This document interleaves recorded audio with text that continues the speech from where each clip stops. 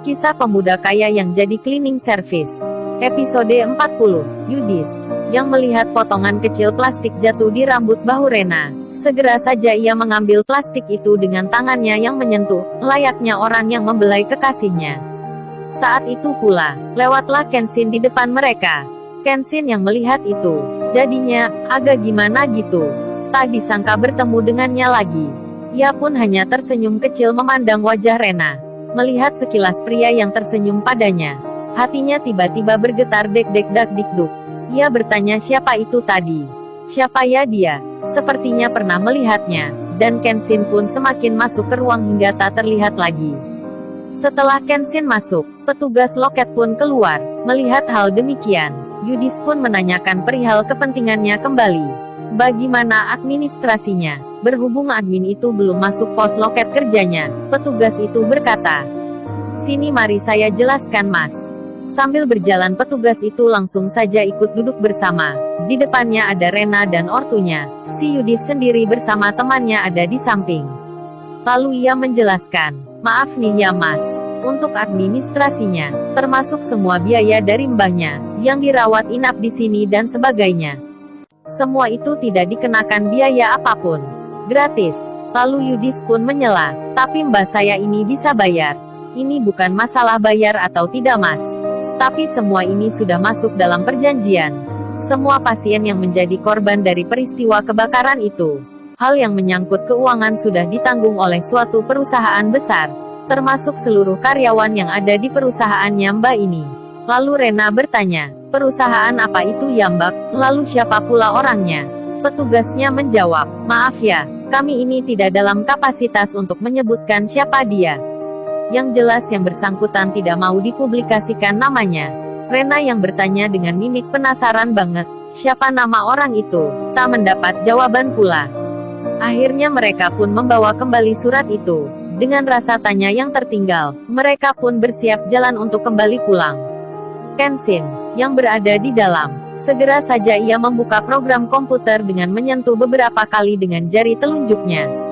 Lalu ia memasukkan password di jaringan itu, dengan bertuliskan sebuah nama yang hanya ia ketahui.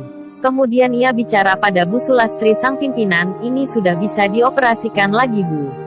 Meskipun nanti di riset ulang ini tetap akan normal kembali." Setelah terjadi beberapa percakapan akhirnya Kenshin izin untuk balik lagi.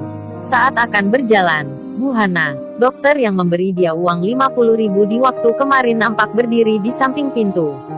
Rupanya, ia sampai tak tahu jika orang tersebut adalah Kenshin. Lantas Kenshin menyapanya, "Bu ketemu lagi. Gimana kabarnya?" "Baik ya Bu. Lo ini kan mas yang kemarin, yang ada di tempatnya Mbak Rena ya, dan yang naik angkutan umum di sore itu. Kok jadi masnya yang mengisi password ini?" Bu Hana menjadi bingung. Lalu kepala rumah sakit itu menjelaskan ini namanya Kenshin Han. Pekerjaannya cleaning service. Tapi biaya semua pasien di catatan komputer ini adalah atas nama perusahaannya. "Berarti mas ini adalah," Bu Hana sedikit bicara. Lalu sang pimpinan itu menyela dan menjelaskan pada Bu Hana, sambil menepuk punggung Kenshin, "Dia ini Han, adalah, yang, bos." Tak mau berlama-lama Kenshin pun segera pamit dan meninggalkan tempat itu. Bu Hana pun menjadi heran dibuatnya. Terlihat di data komputer, 73 perusahaan besar semuanya di bawah bendera, yang beratas nama, Kenshin, seorang cleaning service. Rena, yang sebelumnya telah meninggalkan ruang lobi terlebih dulu telah sampai di halaman luar. Nampak ia akan bersiap, naik ke dalam mobil mewahnya Yudis. Bersamaan itu, Kenshin pun berjalan keluar hingga akhirnya ia sampai di jalan raya depan rumah sakit itu. Yudis dan Rena, yang berada di kursi depan kemudi, dua orang temannya ada di belakang. Ortunya Rena sendiri ada di mobil lain dengan seorang sopirnya. Secara bersamaan mereka keluar. Saat berada di ujung pintu, terlihatlah seorang lelaki yang berdiri di seberang jalan raya itu, sedang membeli air putih kemasan botol plastik. Setelahnya, ia pun nampak akan menyeberang kembali. Saat mobil mewah itu akan berjalan, jadi terhenti sebentar karena ada angkutan umum yang sedang menurunkan penumpang. Kenshin yang berada di seberang jalan segera saja ia berjalan menyeberang dan menghampiri angkutan itu. Saat dekat pintu, ia melihat ke arah mobil mewah yang ditumpangi Rena dan Yudis. Dan pastilah pandangan Rena pun sedang ke depan. Dan ia pun melihat pria itu. Terlihat sama persis dengan yang masuk ke ruang admin tadi.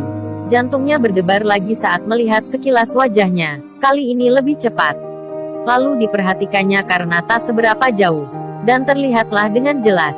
Itu adalah Kenshin. Namun Kenshin sudah naik angkutan.